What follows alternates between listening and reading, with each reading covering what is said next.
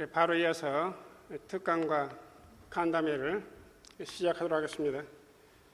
본위원회 서기로 섬기는 제주노회 제3성계를 심호하는 김상종 목사입니다. 자, 영원토록 계속 상정해 주시면 제주를 찾으실 때 잘 섬기도록 하겠습니다.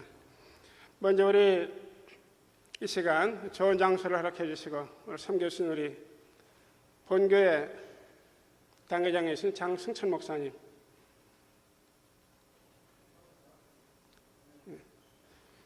우리 지난 104회기 국내 선교부장으로 수고하셨고 이제 도와주신 우리 장승천 목사 먼저 인사했겠습니다.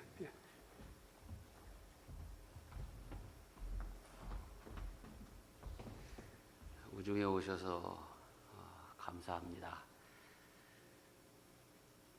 코로나만 아니면 좀 더 따뜻하게 여러분들을 환영하고 대접할 수 있을 터인데 여러분들에게 대접할 수 있는 게 물밖에 없어서 물만 드시게 해서 죄송합니다. 아무쪼록 다음에 또 기회 주시면 그때는 더 따뜻하게 여러분들을 대접하고자 하는 마음을 가지고 있습니다. 감사합니다.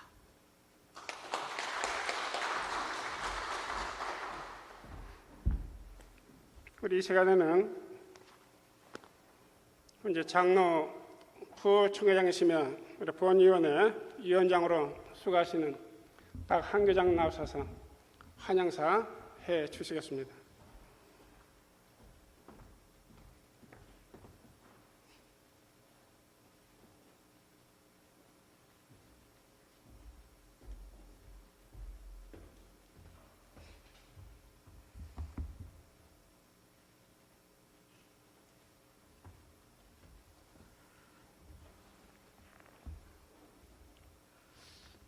할렐루야. 예, 반갑습니다. 먼저 한영사 하기 전에 우리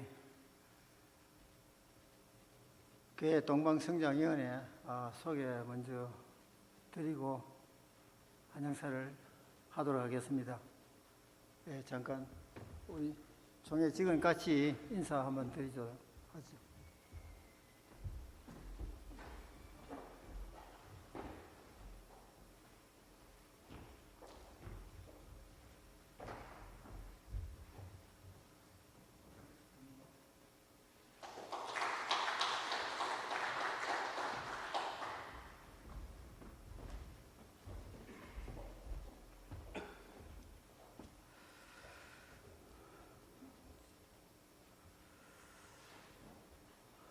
노예 교회 동방성장위원회를 맡아 수고하시는 임원 여러분 대단히 반갑습니다.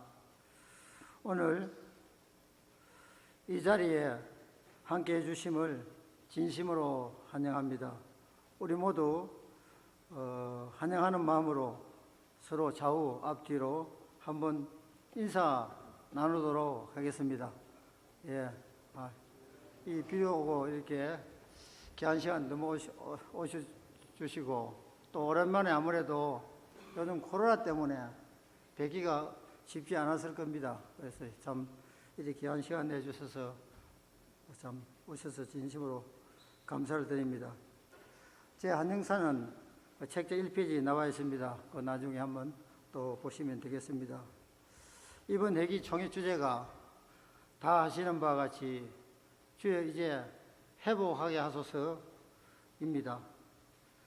종의 모든 교회가 주제와 같이 회복되어서 함께 성장하는 교회를 이루 나가도록 코로나19로 인한 어려운 가운데서도 회복되기를 진심으로 바랍니다. 이런 말을 들어보셨을 겁니다. 회복 달력성. 회복 달력성이란 말은 원래 제자리로 되돌아오는 힘, 좀 더 자세히 말씀드리면은 시련이나 고난이나 이런 모든 것을 이겨내는 긍정적인 힘을 말합니다마는 또한 체계적인 훈련과 노력으로 키워나갈 수 있기에 이미 기업이나 군대나 학교에서 사회적으로 많이 활용하고 있는 것을 알고 있습니다. 우리 종회 교회 동방성장위원회가 주최한 이 간담회 자리가 종회와 노예, 한국교회 당면한 어려움을 함께 이겨내고 회복하게 되는 회복 달성의 기회가 되시기를 바람하지 않습니다.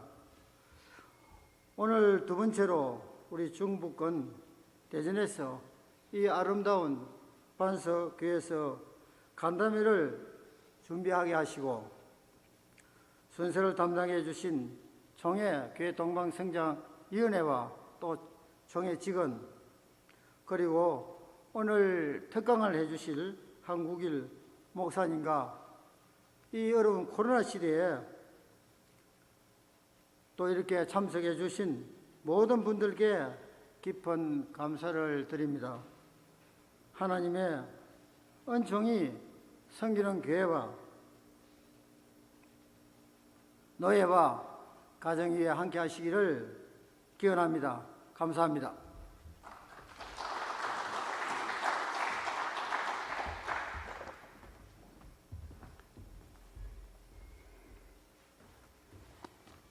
우리 이 시간 우리 중부 지역 참석하신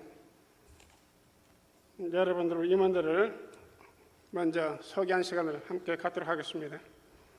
제가 호명하실 때 그 자리에 일어서서 인사했으면 고맙겠습니다. 충북노예 이재종 목사님, 그 다음에 홍은영 목사님, 장욱 목사님, 죄송합니다. 충북노예 임용규 장로님, 충청노예 박일구 목사님, 박재필 목사님, 그 다음에 김기정 목사님, 김호준 장로님, 그 다음에 충주노예 오도형 목사님, 충주노예 이요한 목사님, 김기수 장로님, 고맙습니다. 대전노예 안영대 목사님, 고맙습니다. 대전선노예 정영현 목사님, 정홍선 목사님,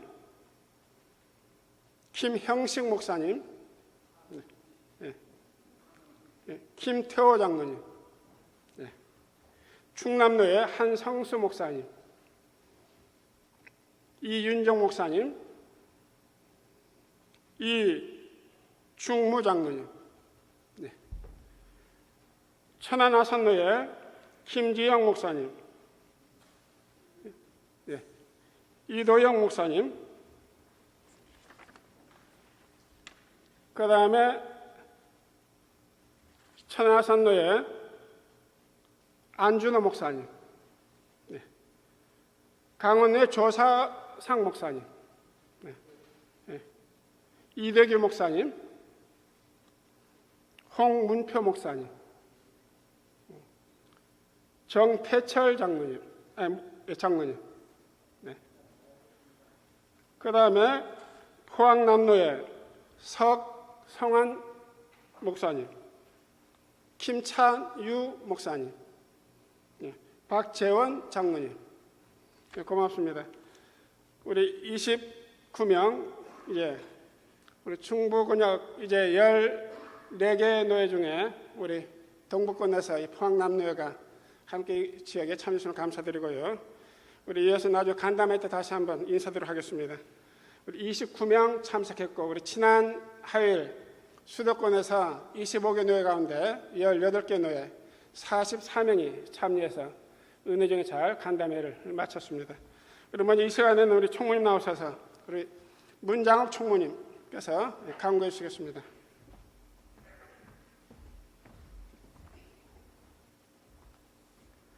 광고 말씀드리겠습니다. 이렇게 흐린 날씨에도 이 자리에 함께해 주신 우리 중부권 노예 동반성장 임원님들께 먼저 감사의 말씀을 드립니다. 그리고 특별히 오늘 바쁘신 가운데 오셔서 말씀을 전해주신 이승희 정경 총회장님과 또 앞으로 또 강의를 해주실 우리 한국일 교수님께 감사를 드리고 또 순서를 맡아주신 우리 모든 분들께 다시 한번 감사를 드립니다. 코로나19로 인해서 저희들이 선교대를 해야 함에도 불구하고 이렇게 축소해서 임원 간담회로 모이게 된 점은 우리가 다 아시다시피 이 코로나로 인해서 작년과 금년 이렇게 간담회로 축소해서 진행을 하고 있습니다. 그러다 보니까 또 식사도 사실 우리 반석교에서 잘 모시려고 했는데 코로나 때문에 식사 시간도 또 피해서 이렇게 하시다 보니까 아무튼 여러분 오시는데 대단히 불편하고 힘들었을 거라고 생각하는데 죄송하고 오늘 여러분들 끝나고 나가실 때에 식비를 따로 접수처에서 여러분들에게 개인별로 드릴 수 있도록 그렇게 하겠습니다. 그리고 오늘 이 중부권 노예 동반성장위원회 이 간담회를 위해서 우리 위원장이신 부총회장님, 우리 박한규 장로님께서 여러분 접수하실 때 받으신 그 선물을 특별히 준비를 해주셨는데 이 시간 우리 감사의 뜻으로 한번 박한규 우리 부총회장님께 감사의 박수 한번 드리겠습니다. 네.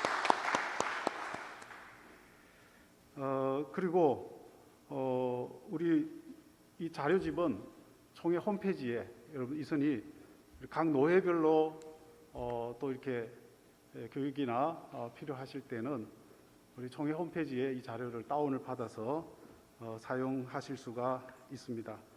그리고 여러분 접수하실 때에 그 설문지를 다 받으셨을 겁니다. 그 설문지는 이제 3차 3개년 계획 때 아주 중요한 자료로 사용하기 위해서 이만식 교수님께서 특별히 제작해서 이번에 설문조사를 해서 이제 다음 우리 3차 3개년 우리 지침을 좀 더 보완할 때에 중요한 자료로 사용이 될 예정입니다. 그래서 여러분들이 잘 성실하게 작성해 주셔서 나중에 이제 끝나고 나가실 때에 우리 접수처에 꼭 여러분들 그 설문지를 제출해 주시면 너무나 감사하겠습니다. 남은 일정도 여러분 많이 잘 참여해 주시고 끝까지 우리 함께 또 귀한 시간 될 수 있기를 바랍니다. 감사합니다.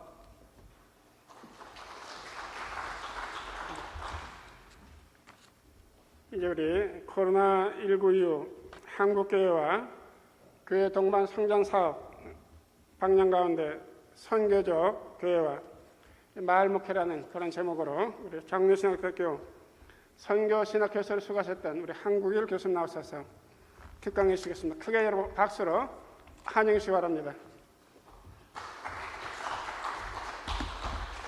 여러분 뵙게 돼서 반갑습니다.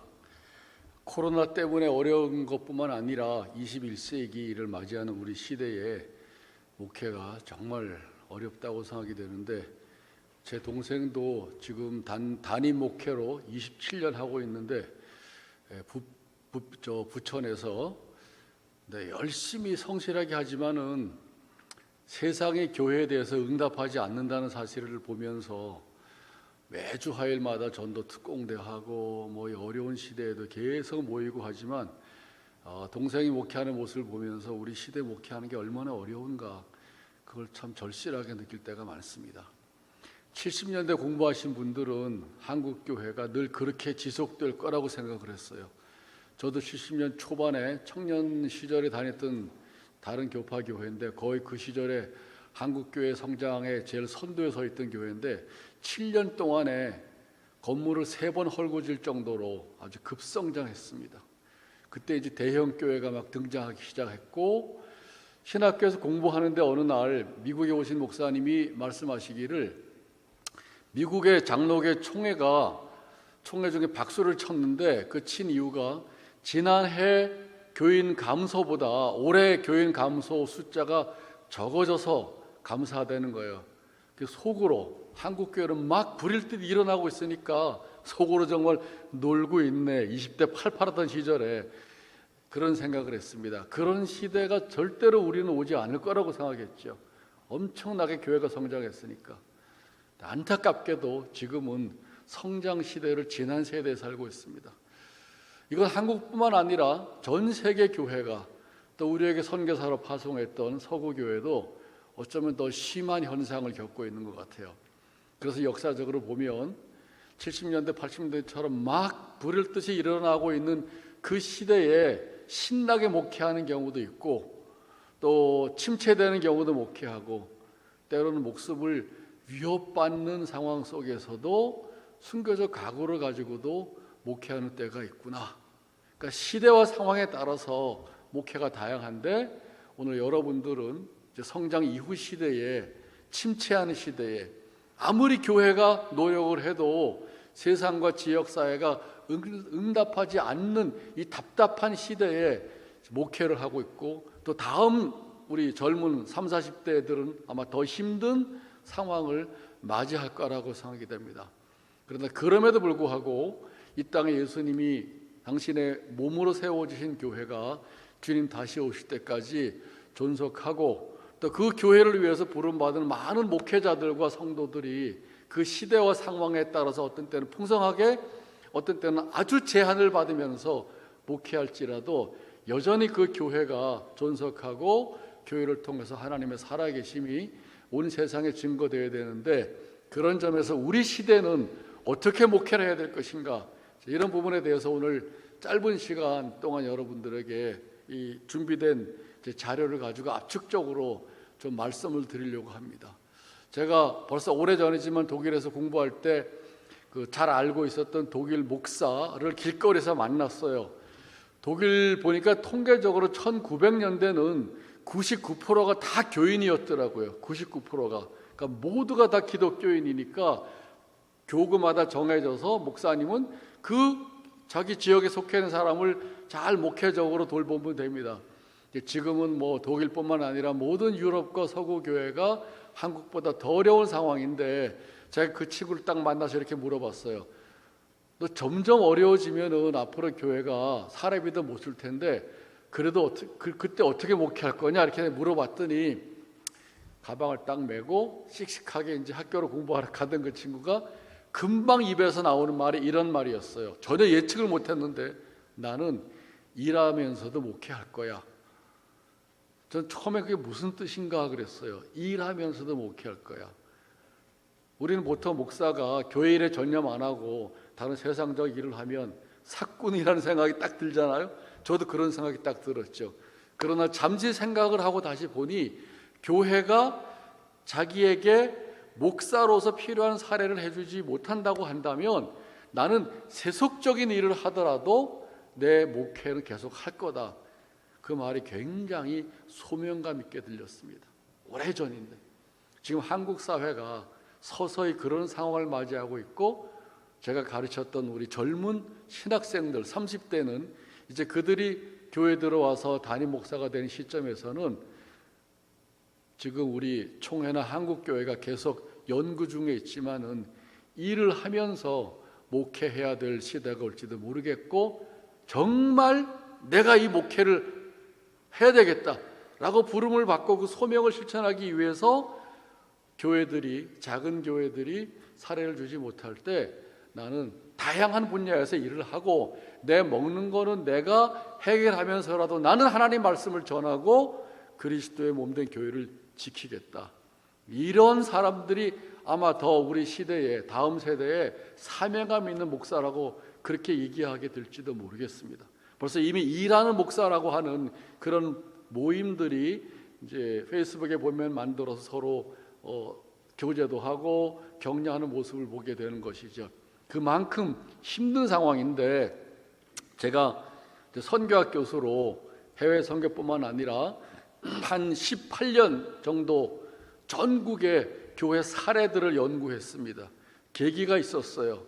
교회론에 대한 회심을 했습니다. 제가 이제 말씀을 드리겠지만 제가 여러분과 똑같은 비슷한 교회에 대한 이해를 가지고 있고 그러고 보니까 현실 교회가 너무나 심각하고 문제가 많고 한때는 성장했지만 소위 성장했다고 하는 교회들로부터 터져나오는 비리와 문제 때문에 전체 한국 교회가 동반 성장이 아니라 동반 추락하는 상황을 보면서 팔팔하던 30대 40대 초반의 목사와 신학계 교수로 엄청나게 그런 교회 문제들을 비판했었습니다.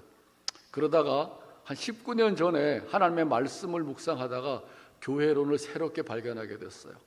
그리고 그 후에 큰 교회가 아니라 누가 봐도 가장 힘들고 어려운 농촌에 있는 교회들, 제가 농촌과 목회라고 하는 잡지에서 개간지인데 매호마다 2개씩 소개해 주는데 그 교회들의 이야기를 읽고, 그리고 도시 외곽에 있는 작은 교회에서 10년, 20년, 30년 동안 막 대도시 중심에서는 엄청나게 성장할 때 아무도 돌보지 않은 그 속에 들어가서 젊은 나이부터 시작해서 교회를 붙잡고 씨름해온 목사님들의 목회 이야기를 들으면서 제가 교회를 새롭게 발견하게 됐어요. 그래서 그 교회를 통해서 희망을 얻게 됐습니다. 아마도 계속 한국 사회에서 한국 개신교 전체를 바라볼 때 개신교가 가지고 있는 이미지는 계속 깔아앉을 거예요. 그건 누가 건져내지를 못합니다. 왜냐하면 한국 교회 문제이기 때문에. 근데 제가 희망을 찾은 것은 지역교회 차원에서는 다를 수가 있겠구나. 지역 단위에서는 지역교회가 지역사회와 어떤 관계를 갖느냐에 따라서 교회가 인정받고 힘을 얻고 감사하게도 성장까지 하는 모습들을 보면서 오늘 여러분들과 함께 나누는 얘기는 책에서 나온 얘기가 아니라 바로 지금 20년, 30년 동안 그야말로 빛도 없이 영광도 없이 구석구석에서 그리스도의 몸을 지켜오고 하나님의 복음을 증거해온 그 목사님들과 성도들과 교회 이야기로부터 배운 내용들을 여러분과 함께 제가 압축해서 나누려고 합니다. 첫 번째 보면은 한국교회 거의 32페이지에 나오는데 초기부터 1990년대까지 계속 성장하다가 7, 80년대는 급성장했습니다. 한국교회가. 놀라운 일이죠. 그러다가 90년대부터 침체되기 시작하다가 21세기 들어와서는 상상도 못했던 감소 현상을 겪게 되는 것입니다. 뿐만 아니라 한국 교회는 60년, 70년대까지 한국 사회 발전 다양한 영역에 정치, 경제, 사회, 교육, 문화 등등에서 선한 영향력을 나타내면서 한국 사회에 엄청난 신뢰를 받았죠. 그러니까 한국 교회가 열심히 전도했지만 그것만 가지고 성장한 게 아니라 세상과 지역 사회가 교회를 믿었기 때문에 우리의 전도 활동에 세상이 응답하게 된 것이죠. 지금도 여러분 교회는 열심히 전도하려고 애를 씁니다. 그러나 7, 80년하고 지금하고 가장 큰 차이는 뭐냐면 지역 사회가 응답하지 않는다는 거예요. 응답하지 않을 뿐만 아니라 하나님을 믿어도 교회는 못 다니겠다는 가난 성도까지 나오게 되니까 이런 점에서 어떻게 이 지역 교회와 지역 사회, 교회와 세상 사이 갈라진 간격들을 메꿀 것인가라고 하는 것이 그게 우리 시대의 목회자와 교회가 가지고 있는 아주 중요한 과제입니다. 1% 정도밖에 안 됐던 이 기독교인 작은 인구이지만은 사회에 건전한 문화를 형성하고 엄청난 영향력을 끼쳤던 교회 역사가 있습니다. 그런데 오늘날 현지소를 보면 한마디로 공신력을 잃어가고 있고 영향력이 약화돼 가고 있다. 종교사회학자가 한국 개신교를 진단한 내용을 제가 4가지로 적었는데요. 축복과 성공을 추구하는 성공 위주의 종교인 모습, 시장 논리와 물질적 가치에 지배되고 있는 모습, 사회적 책임성이 약하고 개교회주의로 그들만의 잔치를 즐기는 배타적인 고립된 모임들, 교회로서 구별된 개신교의 종교적 영성을 찾아볼 수가 없다. 어떻게 보면은 역설적으로 이 특징들이 7, 80년대 뒤집어 보면 순기능을 작용하기도 했어요. 교회단에서 축복받고 성공하고 모든 게 형통한다. 그래서 전도도 잘 되고 교회 나온 사람들도 많았습니다.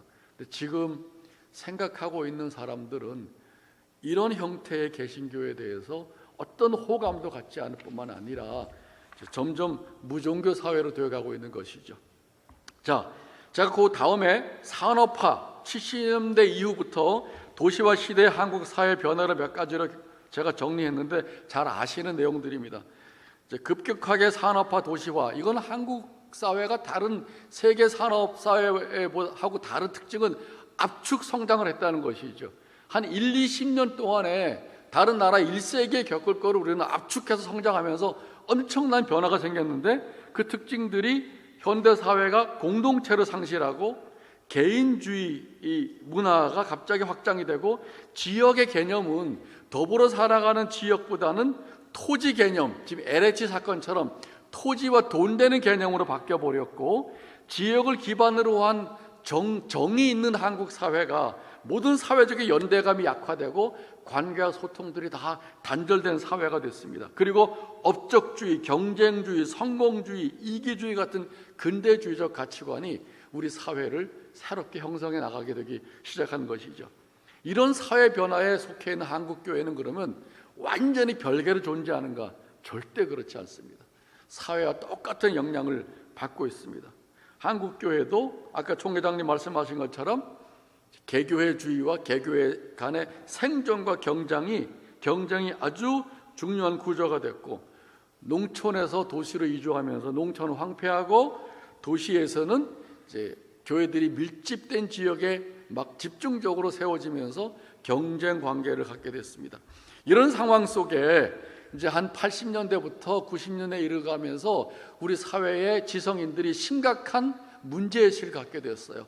경제적으로 잘 살게 됐는데 이렇게 치열한 경쟁 구조로 계속 나가고 파편화된 사회가 정말 행복한 사회인가?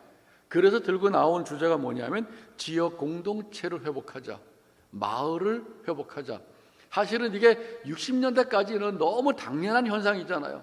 제가 강원도 평창군 봉평 메밀꽃 필 무렵에서 성장했어요. 우리 아버지가 거기서 계몽운동도 하고 그러셨는데 그 당시 돌이켜보면은 초등학교 다닐 때 그 지역에 있는 모든 어른들의 이름을 제가 다 알았습니다. 명절만 되면 막 떡 나눠주고 떡 도로 받아오고. 그러니까 한국 사회, 전통적인 사회는 정이 넘치는 사회고 하나의 가족같이 지내는 사회였는데 그게 산업사회와 극도로 도시화가 되면서 다 와해시켜버리게 된 것이죠. 이 상황에서 문제의식을 느낀 것은 교회가 아니라 세상이었습니다.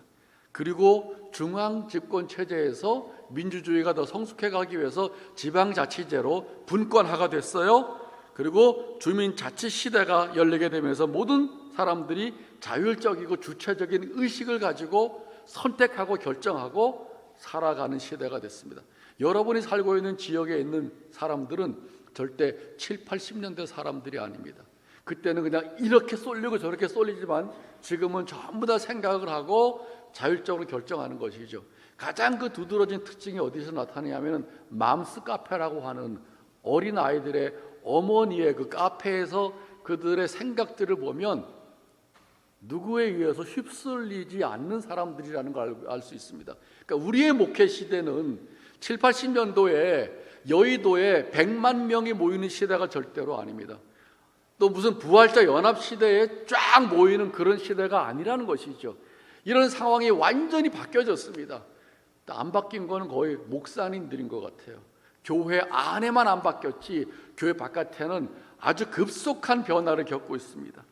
그런 점에서 이제 이런 파편화된 사회로부터 다시 지역이 모여 사는 공동체를 만들어 가야 되겠다는 운동이 지역 바깥의 주민들로부터 시작하게 되는 것이죠. 그리고 그 중에 하나가 마을 만들기 운동입니다. 여러분 홈페이지 쳐서 보면 전국의 마을 만들기 단체들이 다 있습니다. 그리고 얼마나 활발하게 활동하고 있는지를 볼 수 있습니다. 그런 마을 만들기 운동이 활발하게 전개되면서 연세대학교의 조한혜정 교수님은 이렇게 얘기했습니다. 시민 차원에서 사회 발전을 위한 지혜가 필요하다. 국가와 시장이 할 수 있는 일도 있지만 국가와 시장 단위가 아니라 먼저 지역과 마을 단위로 생각하고 일해야 된다. 마을에서 함께 모여 밥 먹고 아이들도 같이 키우고 오손도손 살고 동네 식당도 차려보고 사회적 기업, 마을 기업도 하면서 잘 살아보자는 것이죠. 실제로 마을 만들기 운동에서는 이런 일들이 일어나고 있습니다. 여러분들 교회 바깥에 눈을 돌려보면 이런 일들이 지역 주민들을 통해서 일어나고 있는 것이죠.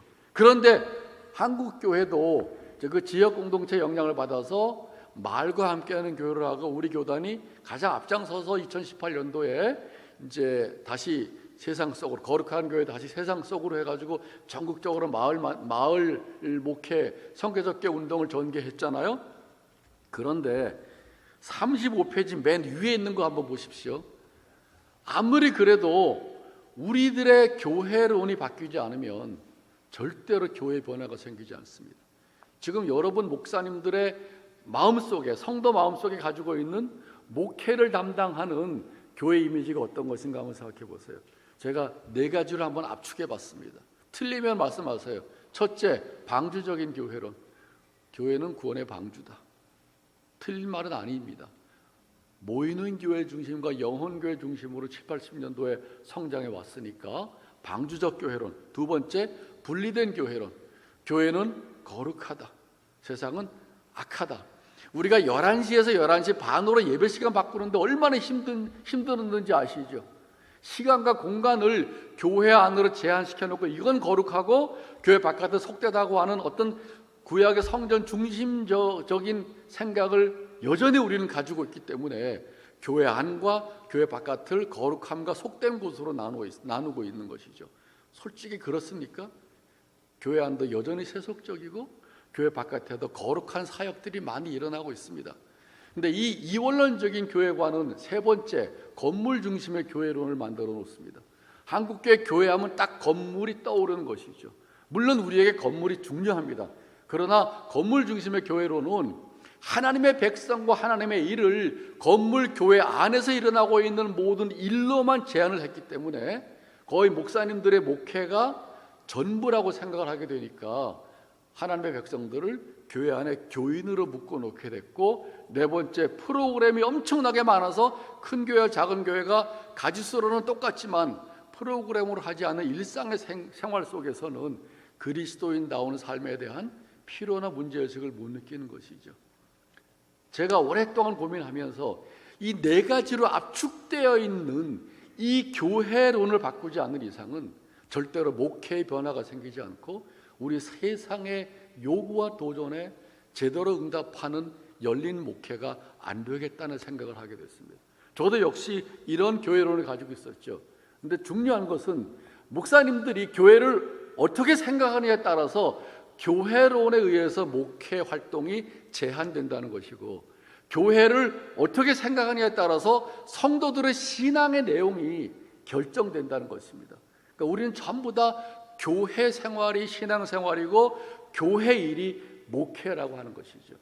옛날에는 예배드리고 기도하고 성경 공부하면 교회 내부적인 일로 교회가 부흥했지만 지금은 교회 내부적인 일로 교회를 새롭게 만들기가 어렵습니다.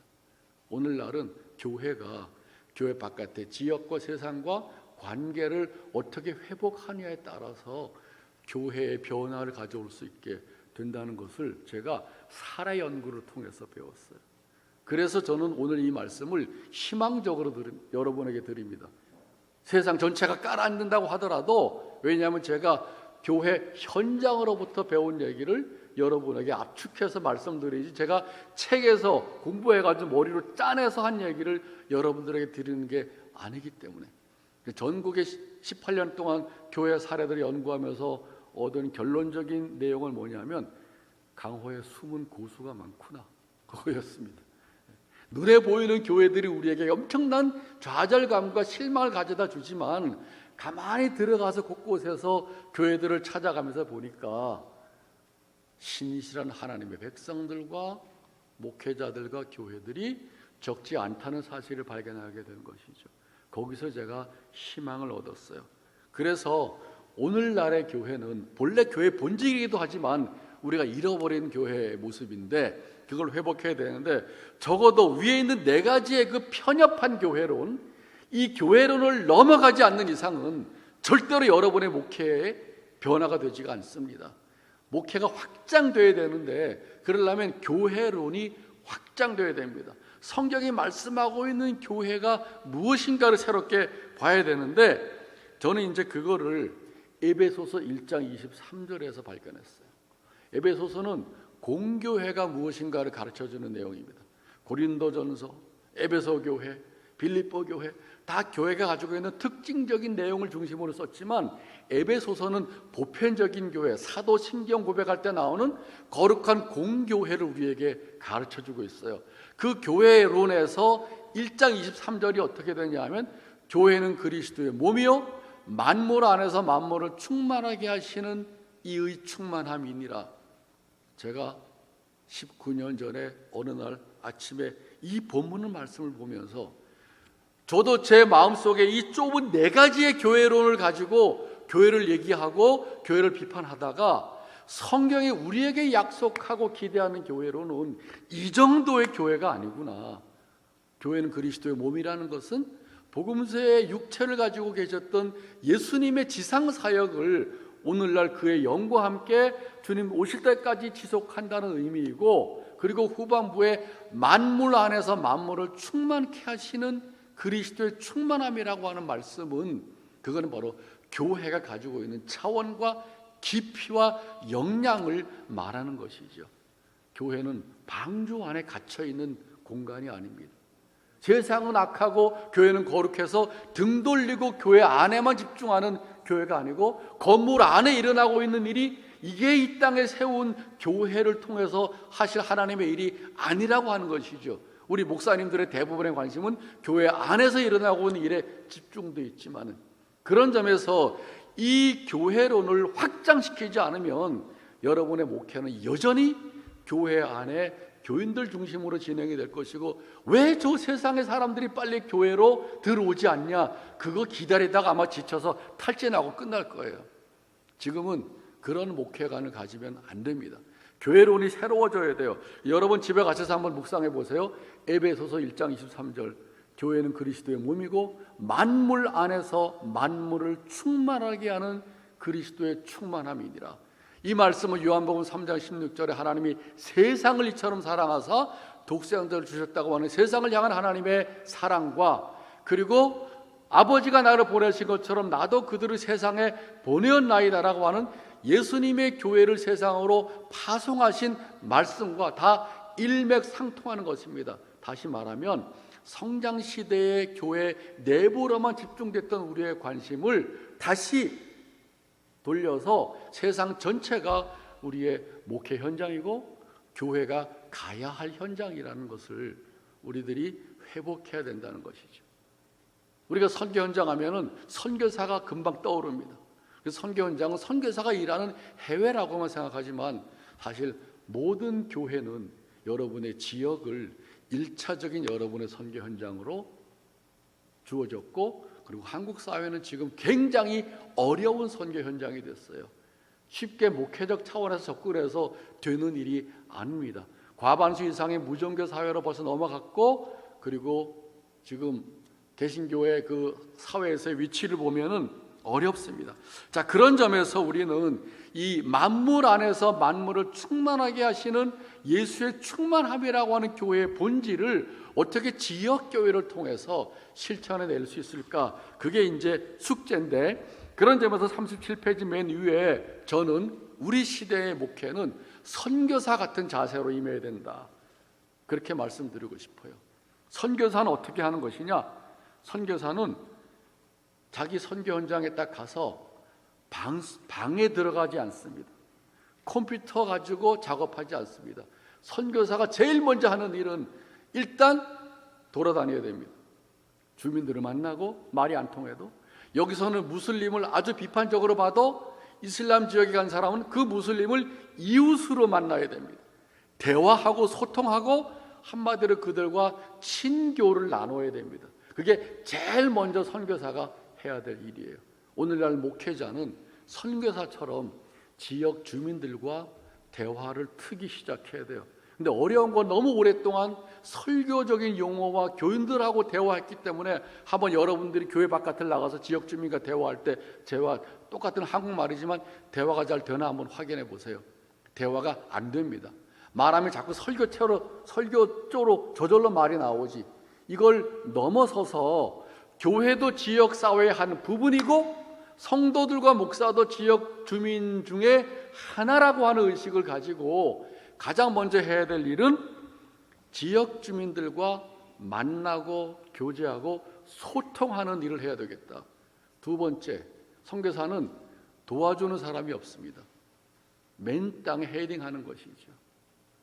우리도 교회 건물도 있고 교인들도 있긴 있지만은 마치 아무것도 없이 내가 이 지역의 선교사로 부름받았다라는 의식을 가지고 맨 땅에 헤딩할 것 같은 개척 정신을 가져야 됩니다. 그게 우리 시대에 너무 오랫동안 제도권에 익숙해져 있어서 교회 안에서의 예배와 기도와 성경 공부와 교인들과의 관계는 너무 잘하지만 교회 바깥의 지역사회와의 관계를 새로 형성해 나가려고 할 때 우리에게는 너무나 어려운 일이 되어버렸어요. 그 교인들도 이미 지역 주민들과 관계가 멀어져서 교인들끼리만 만나고 총동원 전도를 위한 전도할 때만 지역 주민을 만나는 이런 상황이 되어버리고 말았습니다. 어떻게 우리는 목회를 선교사의 활동처럼, 목회자가 선교사처럼, 그리고 제도권 안에 머물러 있는 이 목회를 마치 선교하는 것 같은 운동성을 회복할 것인가가 제가 볼 때 우리 시대에 교회가 지속할 것인지 계속 사그라들 것인지를 결정짓는 지름길인데, 저는 오랫동안 연구한 교회들을 통해서 이런 모습을 발견하게 됐어요. 그걸 압축해서 10가지로 제가 정리했는데 시간이 없으니까 제목 중심으로만 말씀드리겠습니다. 제가 발견하고 정리한, 성장을 하지 않지만 내부적으로 살아 움직이는 역동성 있는 생명력 있는 교회는 어떤 교회인가? 그리고 모두가 다 사회에서는 한국 개신교를 우습게 보는데 지역사회의 목사가 인정받고 교인이 인정받고 선한 영향력을 나타내는 교회는 어떤 교회인가? 왜 그런가? 무슨 특징을 가지고 있는가? 이런 것들을 제가 연구해서 공통적인 부분들을 모아봤어요. 그걸 압축해서 10가지로 한번 정리해봤습니다. 첫째, 교회 안에 닫힌 목회로부터 지역사회를 향한 열린 목회를 해야 되겠다는 것이죠. 더 이상 교인을 상대로만 하는 목사가 되어서는 안 됩니다.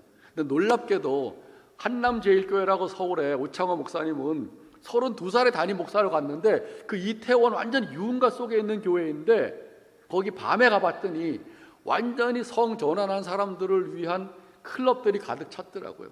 근데 32살에, 지금 벌써 38년째 됐는데 32살에 담임 목사로 갈 때 이렇게 생각했대요. 나는 이 지역에 선교사로 간다. 제가 지금 말씀드린 내용을 이미 그분은 38년 전에 하셨더라고. 그리고 나는 이 교회의 담임 목사가 아니라 이 지역의 마을 지기로 부임한다. 놀라운 예언자적 통찰이죠. 우리에게 그게 필요합니다. 교회 안에 방주를 지키는 목회가 아니라 문을 확 열고 지역으로 나가야 됩니다. 안산에서 30년 동안 기성 목회를 하다가 지역사회 함께하는 선교적 교회를 이루는 목사님이 경험에서 나온 얘기를 했어요. 뭐라 그러냐면 기성교회에서 지역과 함께하는 교회로 전환하는 첫 출발점은 목사의 방을 나오는 것이다. 너무 멋진 말입니다. 여러분, 목사의 방을 나와야 됩니다. 사무실 안에 앉아가지고 이제는 교회가 지역과 세상 속에서 그리스도의 몸된 역할을 하기가 어려워요. 열린 목회. 두 번째, 친교 없는 전도와 선교로부터 지역 주민들과 친교하고 교제하는 위에 세워진 전도와 선교를 해야 됩니다. 아까 그 오창호 목사님이 이렇게 얘기했어요. 한국의 지역교회는 지역사회 전도는 하지만 지역사회에 관심은 없다. 무슨 말입니까? 지역사회와 단절되고 고립된 상태에서 성장만 기대하는 교회라는 것이죠. 7, 80년대는 그렇게 했어요. 왜냐하면 우리가 관심이 안 가져도 그쪽이 우리에게 관심을 가졌기 때문에 전도하면 막 사람들이 왔으니까. 우리는 여전히 그 패러다임에 머물러 있어요. 교회 중심적인 패러다임, 방주적인 패러다임, 전도 중심의 패러다임. 안 됩니다. 안타깝지만. 전도 전에 미리 교제를 해야 됩니다. 지역 주민과 사교해야 돼요.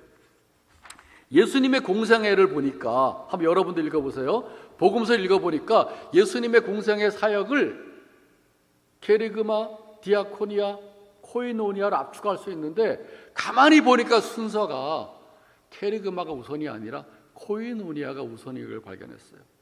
우리는 한국교회 예수님의 말씀에 너무 주목하고 예수님을 놓치는데 예수님을 주목하면 좋겠어요. 우리가 놓쳐버린 예수님은 누가 주목하냐면 진보적인 실천운동하는 사람이 주목합니다. 과거에 민중운동하는 사람들, 오늘날 예수 살게 하는 사람들은 예수에게 주목하고 대부분의 보수적인 교회들은 예수의 말씀과 그리스도에게 집중해요. 근데 우리가 복음서에서 교회가 그의 몸이라면 머리이신 예수님이 어떻게 사셨는가가 오늘날 교회가 닮아가야 될 내용인데 그 예수님의 모습을 보면 케리그마 전에 코이누니아가 우선입니다. 삭개오에게 그렇게 했고요. 사마리아 여인에게 그렇게 했고, 모든 사람들을 먼저 만나고 관계를 트고 교제하고 그 과정 속에서 이미 벌써 변화가 생기고, 그리고 섬기는 디아코니아를 하고, 그리고 하나님 나라의 말씀을 전했습니다.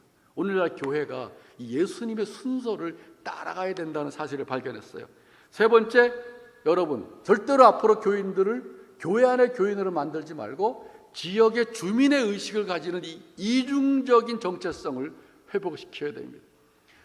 사람들이 내가 목회하는 교회 안에 모여 있는 것만으로 좋아하시면 안 돼요. 그건 반쪽입니다.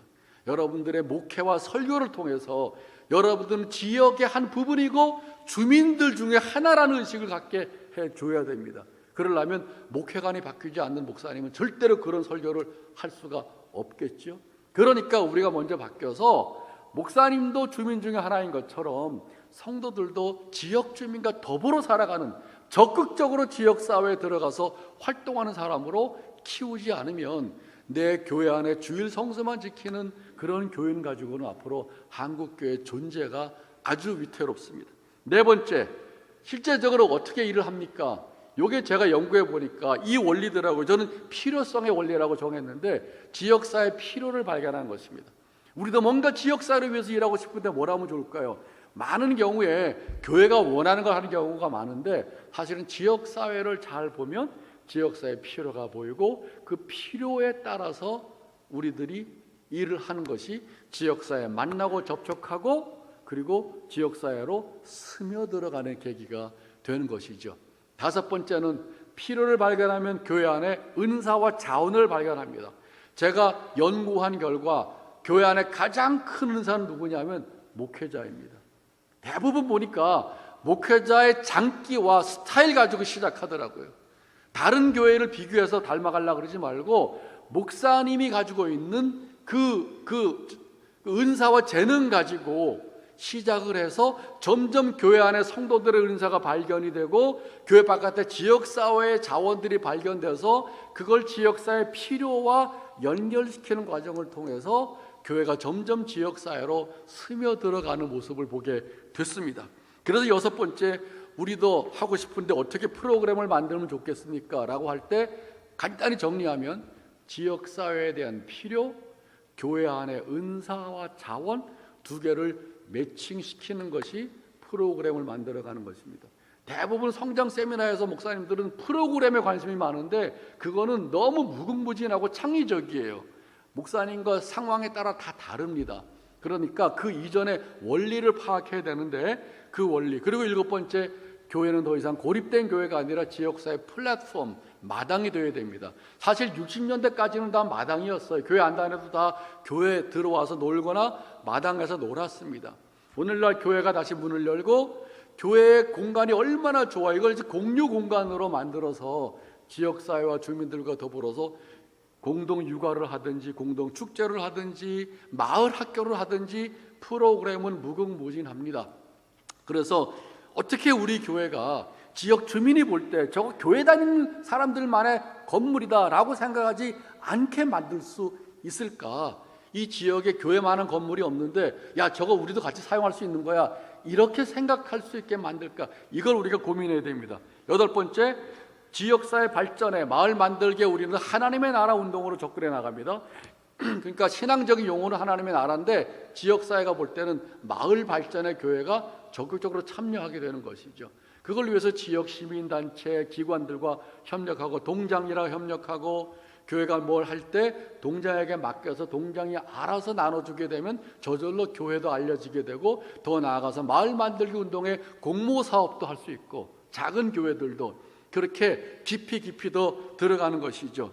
예를 들면 아주 작은 교회인데 은평구에 30대 중반에 32살에 부목사로 있다가 담임 목사님이 갑자기 돌아가시면서 이 젊은 부목사가 담임 목사로 청빙을 받았어요. 그러니까 너무 부담스럽잖아요. 교회 담임 목사가 돼가지고. 제가 그 얘기를 듣고 또 그 목사가 저를 만나러 왔어요. 그래서 오늘 여러분과 나누는 이런 이야기를 같이 나누면서 몇 번 가서 교인들의 생각을 공감하게 할 수 있는 설교를 제가 하고, 그리고 이 교회가 지역사회를 향해서 문을 여는 그런 열린 목회, 열린 교회가 되어야 되겠다라고 생각을 하고 있었는데 어느 날 이 젊은 목사가 보니까 마을 계획단을 모집하는 플래카드를 봤어요. 거기에 사모님이라 목사님이 들어갔습니다. 그리고 들어가서 주민들을 만나고 보니까 지역사회 필요가 뭔지를 발견하게 됐어요. 들어가지 않고 만나지 않으면 절대로 발견을 못합니다. 전도의 대상으로만 놓고 보면 그냥 거리가 있어요.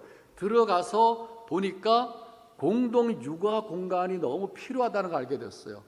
이 목사가 교회가 뭐 멋있는 교회는 아니지만은 우리 교회에 공간이 있다. 주일학교 하는 공간이 있고 주중에 비어 있으니까 그러니까 그 구청에서 그럼 우리가 지원해 주겠다. 그래서 1억 5천만 원을 지원하고 교회는 공간을 리모델링하고 그 공간을 지역에 있는 젊은 엄마들이 아이들을 공동 육아하면서 활용하는 것이죠. 그리고 그게 매개가 돼서 젊은 엄마들이 교회를 다니고 이 목사님과 사모님은 점점 더 지역사회로 깊이 들어가고 교인도 들어가고 그게 불과 몇 년 사이에 그런 변화가 생겼습니다. 이게 다 방주적인 교회론과 분리된 교회론과 건물 중심의 교회론을 넘어가지 않으면 절대로 이런 변화가 안 생깁니다. 그리고 지역 교회들과 협력해서 7, 80년대는 개교의 성장이었지만 지금은 지역사회를 복음하기 위해서 다양한 교회들과 협력해 나가는 과정이 필요하고 마지막에 10번째 우리는 어떻게 만날 수 있을까 할 때 접촉점이 굉장히 다양해요. 아까 말씀드린 것처럼 목사님으로부터 시작되는 경우가 많습니다. 한국교회는 목사 중심적인 교회이기 때문에 목사님이 안 바뀌면 깨어있는 교인들도 어쩔 수가 없어요. 목사님이 문을 열어줘야 교인들의 자원과 은사가 본물 터지듯이 나갈 수가 있습니다. 여러분들의 설교와 여러분들이 신앙관과 교회론과 교회와 세상과의 관계 이걸 열어주지 않으면 안 되는 것이죠. 그래서 다양한 접촉점이 있고 마지막으로 제가 이 말씀드리고 마칠게요. 오병이어의 원리가 대단히 중요합니다. 저는 사실 오병이어의 원리를 성경을 통해서 다시 새롭게 깨닫기 전에 전국의 교회들을 연구하면서 어떻게 저렇게 작은 교회도 저렇게 다양한 활동들을 할 수 있을까? 그래서 저는 항상 질문이 맨 처음에 어떻게 시작했냐를 물어보는데 맨 처음은 너무나도 작고 소박하고 누구나 할 수 있는 일로 시작했더라고요. 우린 돈이 없어요. 사람이 없어요. 농촌교회예요. 대개 이런 생각을 하고 있는데 누구나 할 수 있는 일로 시작을 했어요. 그 경험을 보다가 어느 날 오병이어를 보니까 제가 이 오병이어의 말로 교회를 새롭게 변화시킬 수 있는 원리를 우리에게 가르쳐 주는 것이구나. 여러분 집에 가서 다시 한번 오병이어를 잘 보세요. 3가지 부류가 나옵니다. 하나는 날이 어두워서 예수님 말씀 듣던 사람들을 촌락에 가서 스스로 먹게 해주세요 하는 사람이 하나 있어요. 그 말은 무슨 말이냐면 교회는 영적인 기관이고 먹는 것은 세상이 하는 것이다. 영과 육을 분리하고 우리는 말씀 사역만 담당하고 구제하나 다른 거는 세상이 하는 것이다. 첫 번째 유형입니다. 두 번째, 갈 것 없다 너희가 주라 그러니까 빌립이 200데나리온이나 드는 돈이 필요한데 이걸 우리가 줘요? 돈도 없고 할 수 있는 힘도 없습니다. 알고는 있지만 생각은 하지만 무능력하고 무책임한 교회에 머무는 것이죠. 또 세 번째, 예수님을 주목해 볼 필요가 있어요. 34절에 보면은 예수님이 상황을 보십니다. 아까 말씀드린 것처럼 지역사회를 봐야 필요가 보이고 그 필요에 따라서 교회가 접근해 가는 것처럼 사람들을 보고 불쌍히 여기시고 그들에게 뭔가 먹이시려고 생각을 하셨어요. 그리고 나서 38절 보면 이 오병이어가 사복음서에 다 나오는데 마가복음에만 나오는 본문이 있더라고요. 38절에 뭐냐 하면 너희에게 떡 몇 가지가 있는지 알아보라. 그래서 알아보니까 오병이어입니다. 가지고 와라. 제가 그걸 보면서 박수를 쳤어요. 이거구나. 이게 내가 지역교회를 연구하면서 발견한 원리이기도 한데 이미 성경에서 예수님께서 그렇게 말씀하셨구나.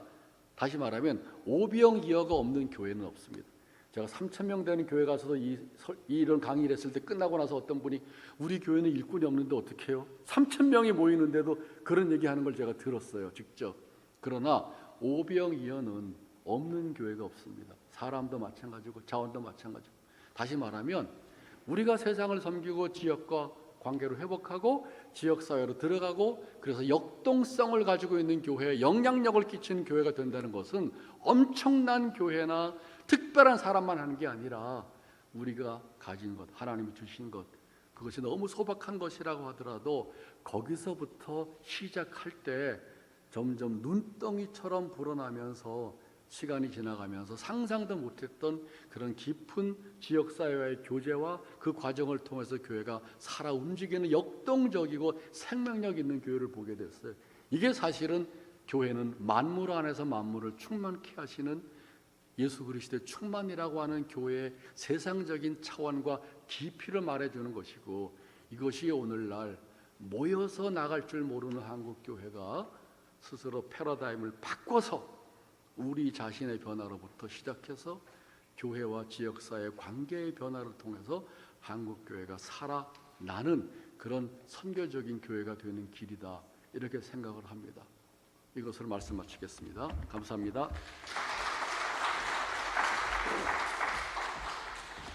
귀한 강의 해주신 교수님께 깊이 감사를 드립니다. 우리 어떻게 잠깐 쉴까요? 바로 이어서 연습할까요? 우리 바로 연이어서 시작해서 빨리 마치도록 하는 게 좀 좋을 것 같습니다. 우리 이 시간 혹시 여러분들 급하신 분들은 조심스레 조용하게 화장실을 다녀주시면 고맙겠고요. 우리 이제 총무님 나오셔서 노예별 자립대상교회 목회자 간담회 진행 방안에 대해서 설명해 주시겠습니다.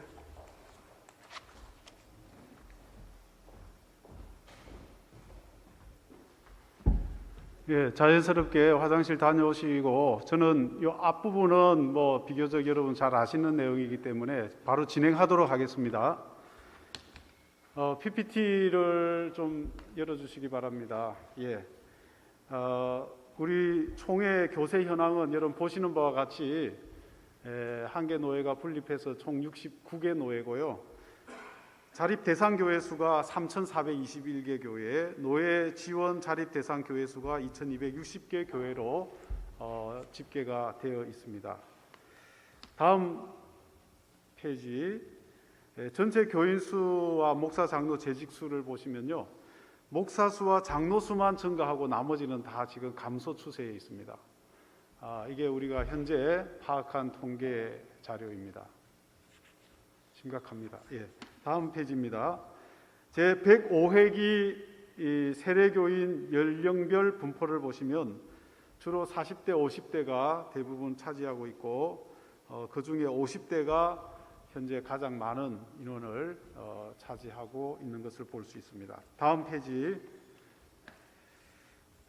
교인 수별 통계 현황을 보시면 저희 본교단 총 교회 수가 9,290개 교회인데 그 중에 50명 이하 교회가 거의 절반입니다. 예, 절반이 50명 이하 교회가 저희 9,290개 교회 중에 절반이 50인 이하, 예, 굉장히 적은 교회가 많이 있다는 뜻입니다. 뭐 100명까지 우리가 한번 보더라도 100명 이하의 교회가 66.8%입니다.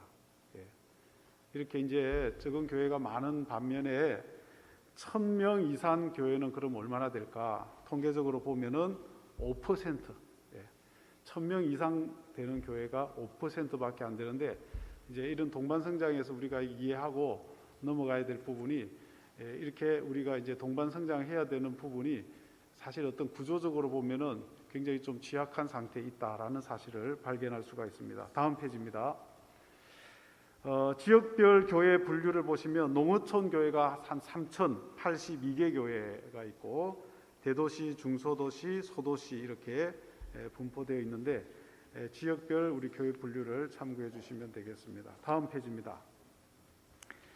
다음 페이지에 여러분 보시면은 2020년 기준으로 교회 동반성장 사업 개요를 보면은 지원하는 노예는 19개 노예, 지원받는 노예는 20개 노예, 그리고 자립 노예가 29개 노예인데, 2021년도에 접어들어서 지원받는 노예가 한 두세 개 노예가 좀 줄 것 같고, 자립 노예가 한 두세 개 노예가 늘어나는 상황인데 이거는 참 다행한 일이라고 생각하고, 그리고 저희 본교단에 있는 전체 동반성장 사업에 있어서 지원하고 지원받는 이 총 금액이 약 160억 가량이 지금 지원이 되고 있다는 사실을 우리가 통계적으로 확인해 볼 수가 있겠습니다. 다음 페이지 보시겠습니다. 예, 저희 68개, 그러니까 69개 노회의 자립 대상 교회 수를 쭉 분석해 본 바로 각 노회마다 자립 대상 교회가 쭉 있는데 50개 이상 되는 노회만 해도 상당히 많이 있습니다. 그 중에 60개 이상 되는 노회는 인천노회, 전남노회, 여수노회는 그 노회 안에 자립 대상 교회가 60개 이상이 그 노회 내에 자립 대상 교회가 있다는 사실을 볼 수가 있겠습니다. 다음 페이지입니다. 교회 동반 성장 사업 그 목적은 여러분 잘 아시는 바와 같이 건강하게 지원하는 교회와 지원받는 노회가 성장하는 것을 목표로 하고 있고요. 그리고 정책 총회와 사업 노회의 기조에 의해서 교회 동반 성장 사업이 진행되고 있는 것과 교회를 성장시키고자 하는 뚜렷한 목표가 있는 그런 자립 대상 교회를 우선적으로 지원을 하고, 그리고 재정을 지원하는 것과 아울러 통합적 목회 지원으로 유기적 관계를 형성한다라는 것이 중요한 목표가 되고요. 그리고 복음 전도와 교회 성장을 위해서 지원하는 교회의 남녀 선교회와 구역의 참여를 권장하고 있습니다. 그리고 공개성과 공정성을 적극적으로 실현하는 것이 교회 동반 성장 사업의 목적이 되겠습니다. 다음 페이지입니다. 노회 교회 동반 성장 위원회 그 조직은 이 사업을 효율적으로 추진하기 위해서 위원회를 구성하되 노회는 전 노회장 혹은 노회 임원을 역임한 자 혹은 기타 실무 능력이 있는 목사 장로로 본위원회를 조직을 한다라고 되어 있습니다. 그리고 노회는 노회 형편에 따라서 노회 교회 동반 성장 임원의 임기는 각 노회별로 정할 수 있다고 그렇게 되어 있습니다. 다음 페이지입니다.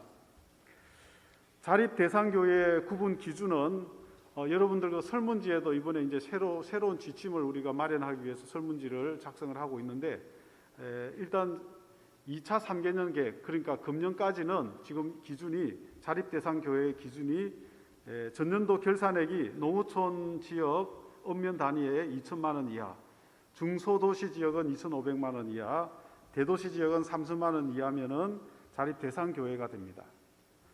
그리고 전세 금액은 4억 원 이상인 교회는 제외가 되고, 월세 연 1,200만 원, 그러니까 월 100만 원까지는 전년도 결산해서 공제를 하는 것입니다. 다음 페이지 보시겠습니다. 자립 대상 교회 구분 기준에서 이 기도처를 여러분 각 노회에서 좀 잘 살펴주셔서 15인 미만인 교회가 계속 2년간 지속될 경우는 기도처로 변경을 해야 된다라고 그렇게 헌법 12조 2항에 명시되어 있습니다. 그 다음에 제외되는 교회가 조직교회나 자립을 선언한 교회, 지원을 중단한 선언교회는 자립교회가 되는 것입니다. 그리고 지원 금액 조정을 요 6번 항을 여러분들 좀 잘 주지해 주시면 감사하겠습니다. 3년간 이 지원 금액을 조정하는데 3년간 지원 후에 재평가하여서 지원 연결과 지원금을 조정할 수 있다고 명시되어 있는데, 저희들이 이제 총에서 쭉 노회 이제 보고를 이렇게 보면은 이렇게 3년마다 평가하는 노회가 별로 많이 없습니다. 대부분 뭐 7, 8년 혹은 10년 동안에 그냥 쭉 그냥 계속 이렇게 가는 경우가 많이 있는데, 가급적이면 3년 지원 후에 좀 재평가를 해서 지원 조정 금액을 조정해 주시면 좋을 것 같습니다. 다음 페이지입니다. 자립 대상 교회 그 지원 기준을 보시면은 여러분 잘 아시는 바와 같이 노회 지원금은 전년도 결산 1천만 원 이하는 70만 원까지, 2천만 원 이하는 60만 원, 3천만 원 이하는 50만 원까지 지원한다라고 기준이 있습니다. 그리고 목회자 연금은 10만 원까지 지원 가능하고, 그리고 목회자 자녀 장학금은 우선 지급할 수 있도록, 자립대상 교회 목회자에게 우선 지급할 수 있도록 그렇게 해주시면 되겠습니다. 그 다음에 총회는 이러한 그 노회 간의 지원이 원활할 수 있도록 조정하고 또 협조하고 하는 그런 역할을 하고 있고, 또 총회적으로는 이런 목회자가 과잉 또 공급되는 이런 문제들과 그리고 자비랑 목회, 특수 목회 등 다양한 목회 방법론을 연구하고 적용할 수 있는 그런 상황으로 저희들 계속 노력을 하고 있습니다. 다음 페이지 보시겠습니다. 노예 관련 지침의 공통사항입니다. 모든 노예는 가급적이면은 자립대상교회 자립을 위해서 최선을 다하되 통합적 목회 지원을 해야 하며, 자립대상교회를 관리하고 필요할 경우에는 헌법에 따라 교회 간의 합병과 폐지를 유도할 수가 있습니다. 그리고 모든 노예는 자립대상교회 통합적 목회 지원을 위해서 자립목회 계획서를 꼭 좀 제출을 받으셔서 잘 분석하고 파악할 수 있고 또 모니터링이 될 수 있도록 그렇게 해주시면 좋겠습니다. 그리고 모든 노예는 노예 형편에 따라 자립대상교회 목회자 교육을 연 1회 꼭 좀 실시할 수 있도록, 그래서 노예 형편에 따라서 그 노예 내에 있는 자립대상교회 교육을 잘 실시해 주시면 좋겠습니다. 다음 페이지입니다. 노회 관련 지침 공통으로 모든 노회는 자립대상교회 지원 현황을 매년 총회에 보고를 해야 합니다. 이게 잘 안 되고 있기 때문에 나중에 이제 후반부에 이야기하겠지만 이걸 온라인으로 노회에서 바로 기록하면은 총회에서 바로 받을 수 있도록, 이게 공문으로 오고 가고 하니까 굉장히 그 속도도 느리고 또 빠지는 노예도 많고 해서 이렇게 이제 온라인으로 보고를 받을 수 있도록 그렇게 준비를 하고 있습니다.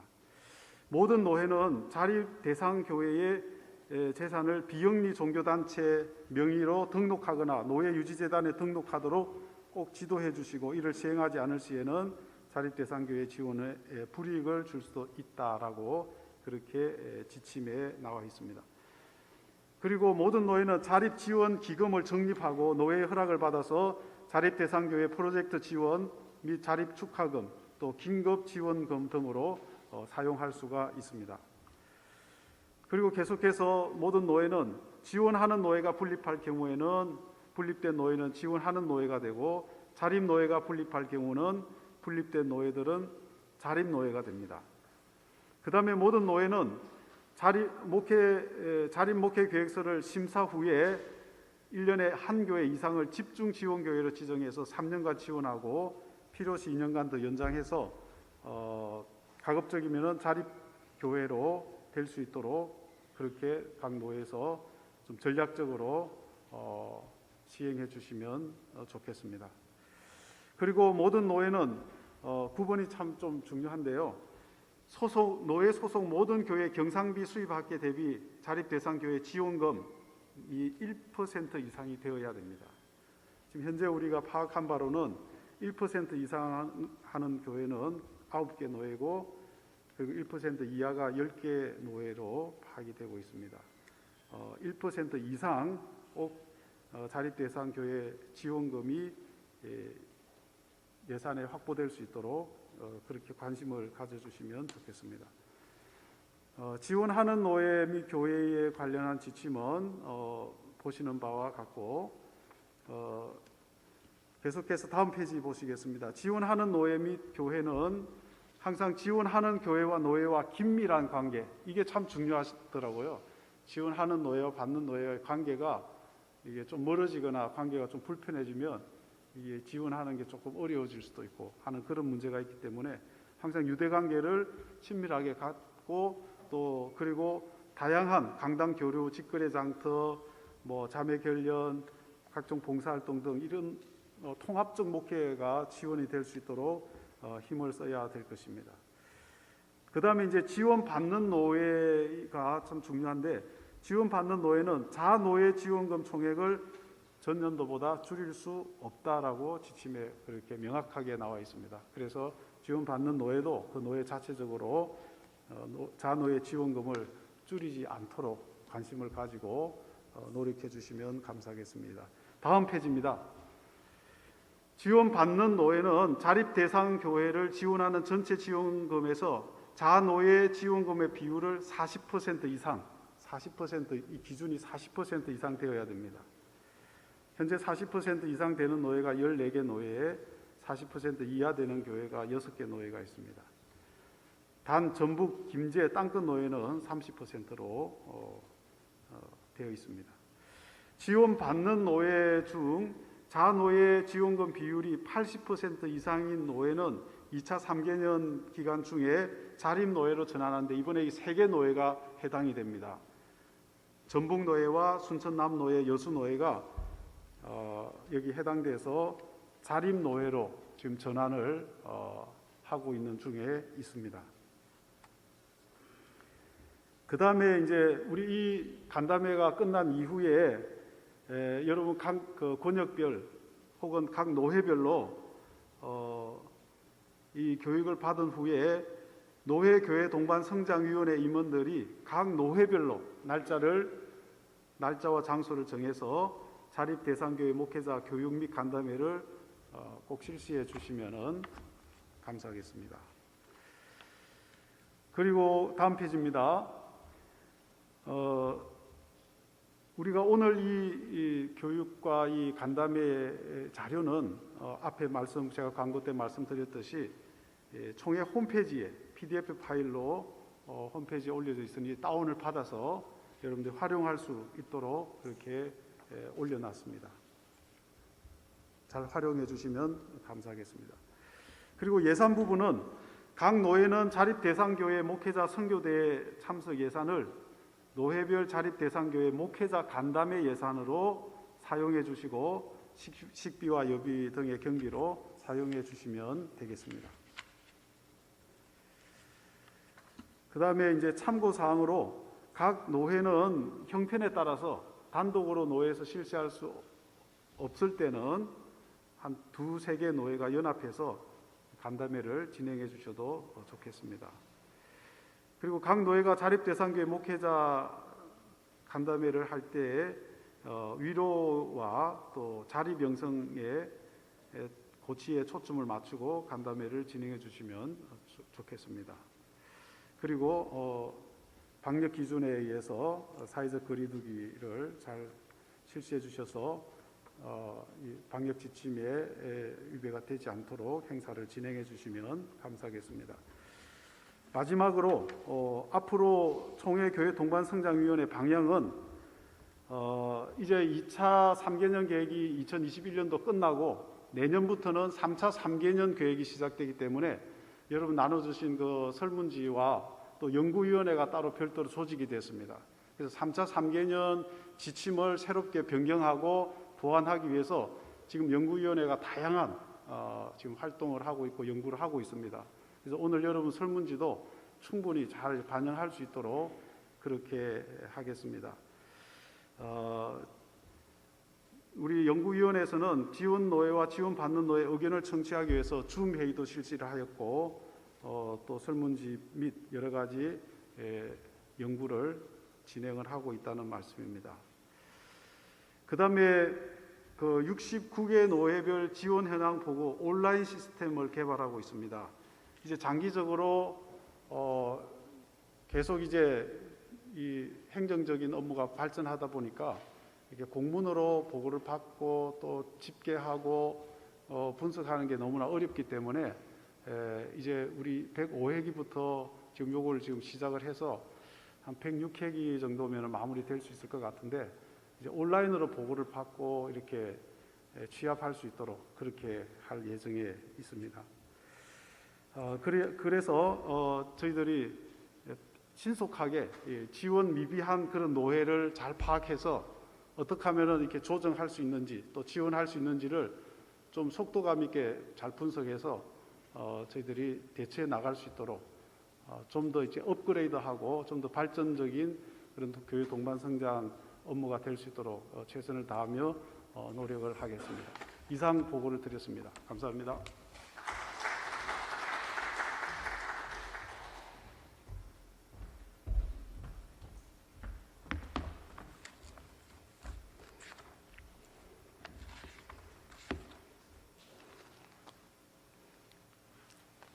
이제 이어서 간담회를 진행하도록 하겠습니다.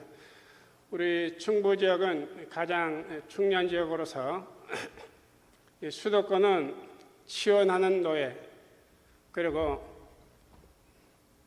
자립노예로 거의 구성되어 있고요. 우리 충북 지역은 아신 대로 이북노예, 함해노예를 뺀 이제 평양노예, 평남노예, 평북노예, 용춘노예가 지원하는 노예 그리고 나머지 10개 노예 가운데 5개 노예는 자립노예, 5개 노예는 지원받는 노예 이렇게 구성되어 있어서 아마 우리 충북 지역의 간담회가 가장 매우 중요한 간담회로 여겨집니다. 이제 거의 한 3분의 1, 3분의 1, 3분의 1씩 나눠 있어서 여러분들이 제안하는 그런 정책들이 2022년 그래서 2024년까지 3차 3개년 계획 정책 수립에 큰 도움이 되기 때문에 여러분들이 좋은 제안들 해주시면 연구위원회에서 여러분들이 제안한 그런 정책들을 3차 3개년 계획에 반영하도록 최선을 다하도록 하겠습니다. 순서 없이 여러분들 자연스럽게 손을 더럽혀 주시면 이제 질의를 받도록 하겠습니다.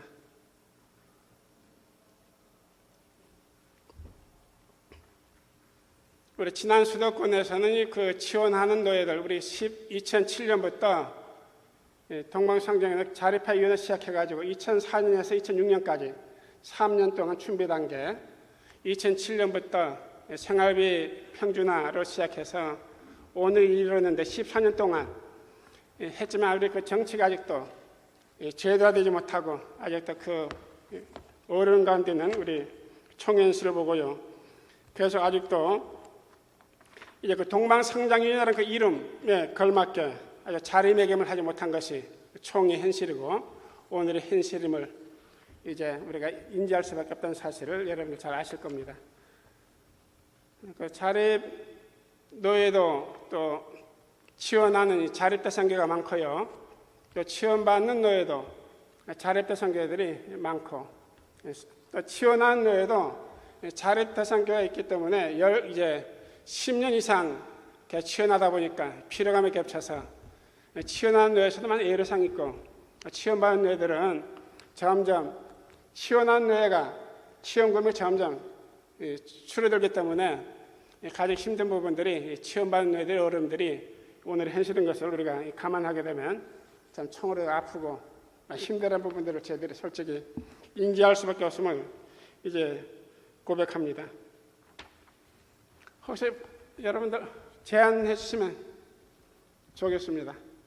매마다 우리가 간담회를 하고 코로나 때문에 지난 회기 104회기, 105회기는 우리 동방성 강도 임원들만 초청해서 간담회를 갔는데 그전에는 이제 권역별로 선교회들 해가지고 서로 지원받는 노예와 지원하는 노예가 서로 연결고리가 되어서 서로 간담회도 하고 서로 인사도 나누는데 2년 동안 그런 서로 연결하는 그런 자리를 마련해주지 못함을 매우 송구스럽게 우리 위원회에서 생각을 하고 있습니다.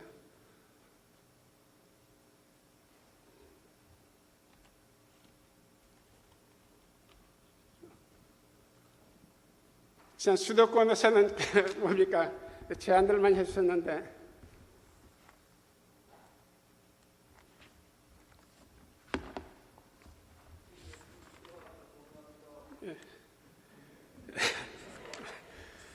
지금 저희 우리 총무님이 또 우리 실무진들이 많이 또 연구인들도 와서 계속 연구하고 있고 정책에 많이 반영하면서 2004년에 준비 자료에서 2021년까지 모든 자료를 종합해가지고 계속 저희들이 보완하면서 해마다 보완하고 열심히 최선을 다하고 있습니다. 제가 2004년부터 2006년까지 여기에 가담했고 2007년 그래서 오늘까지 동방성장위원회 저희 노에서 제주노에서 아직도 놓지 못하고 제 17년 동안 계속 동방성경위원으로 섬기고 있는데요. 저도 이제 우리 노예가 제주 노예가 치원하는 노예로 처음에 2007년도 배정을 받았는데 우리도 도움을 받아야 될 48개 교회가 자립대상 교회인데 군산노예에다가 6,800만 원을 지원하라는 청회명을 받았는데 그때 제가 푸노회장 시절인데 도저히 어렵다. 우리도 지원받아야 될 노예인데 그래서 제 1호로 자립노예로 이제 총회로부터 허락을 받고 그때부터 이제 48개 노예 가운데 교회 가운데 1년 만에 제가 위원장 맡으면서 24개 노예로 24개 교회를 자립교회로 전환시키고 지금은 개척교회가 한 5년 동안 충전했다가 지금 3, 4년 동안 개척교회가 많이 늘어나면서 우리 제주노예는 19개 교회가 이제 자립대상 교회로 이렇게 되어 있습니다. 우리 충북권역 보니까 충북지역은 자립대상 교회가 60개 교회가 있고 정은견 25개 교회 이렇게 되어 있는데 상당히 우리 충북지역이 그래도 이제 평준화 면에서 예산 보니까 보다 60만 원 한 교회 자립대상 교회 한 교회가 이제 월 평균 한 교회 그 생활비 지원이 보통 60만 원에서 평균 그 수준이 되더라고요. 다른 노예 보게 되면 전북 노예는 월 30만 원, 그리고 서울 동북 노예 같은 경우는 113만 원, 그리고 강남 노예 같은 경우는 98만 원, 제주는 93만 원 이렇게 얼탱이 차이가 많이 나요. 113만 원에서 30만 원 이렇게 격차가 한 80만 이상 이렇게 격차가 생기는데 보니까 이제 우리 그 충북지역 보니까 거의 한 60만 원에서 70만 원 그 선을 유지하고 있더라고요. 그래 아직 많이 부족한 줄 압니다. 지원받는 노예가 많이 부족하고 어려운데 바라기는 그 지원받는 노예 5개 노예가 그 지원하는 노예하고 유기적 관계를 잘 맺으셔서 어렵지만 그 우리 임원들이 만나서 그쪽 지원하는 노예 임원들과 좋은 소통해가지고 어떻게 합니까? 그 도움을 우리가 바랄 수밖에 없고 계속 그 유대 관계를 좀 잘 맺으면 좋을 것 같습니다. 어쨌든 저희들 최선을 다해서 실무진들과 우리 연구원들 잘 연구해서 우리 3차 3개년 좋은 정책을 다시 내놓고 좋은 지침을 마련해서 함께 잘 끝까지 잘 섬기도록 최선을 다하도록 하겠습니다. 특별한 제안 없으면 다른 권역의 거와 오늘 총문 설명해준 모든 지침을 종합해가지고 좋은 제안을 지침을 정책을 잘 내놓도록 최선을 다하겠습니다. 그럼 이 시간으로 부총님 나오셔서 감사 인사 더불어 폐기도 해주시고 모든 순서 마치도록 하겠습니다.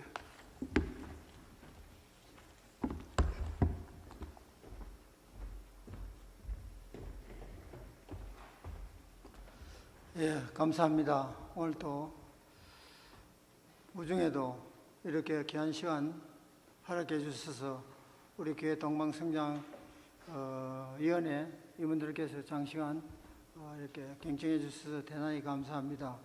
우리 105기 총회는 우리 총회장님을 비롯해서 어렵고 힘든 이 시기에 우리 연초에도 특별 새벽 기도회를 1000개 이상 어려운 교회를 목회자들을 초청해서 또 강단에서 말씀도 전하시기도 하고 또 서로 협력하는 진행하고 있습니다만 또 2차 재연금을 저희들이 모금해서 약 한 7억 정도 이렇게 모금해서 우리 교회가 수가 많지만은 3,284개로 이렇게 전화만 이렇게 도와드린 가운데 각 노예 노회장님과 동방성장위원장님과 이렇게 협력해서 노예가 또 많이 도움을 드리는 노예들이 많은 걸로 알고 있습니다.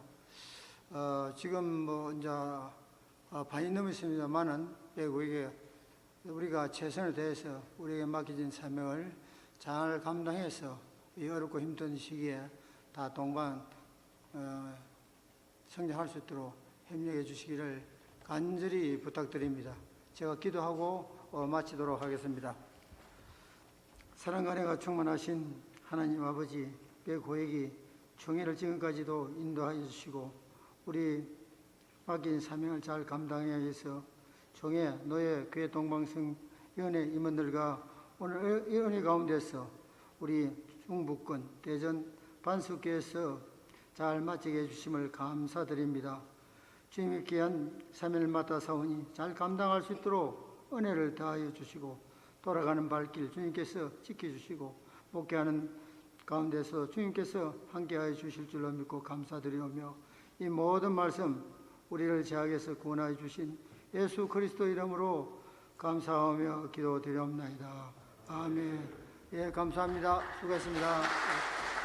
우리 충북 지역 14개 노예 전원 출석해서 감사드리고요. 이제 이북 노예 5개 노예와 우리 10개, 9개 노예, 포항 남녀 포함해서 15개 노예 전원 출석했으며 깊이 감사드립니다.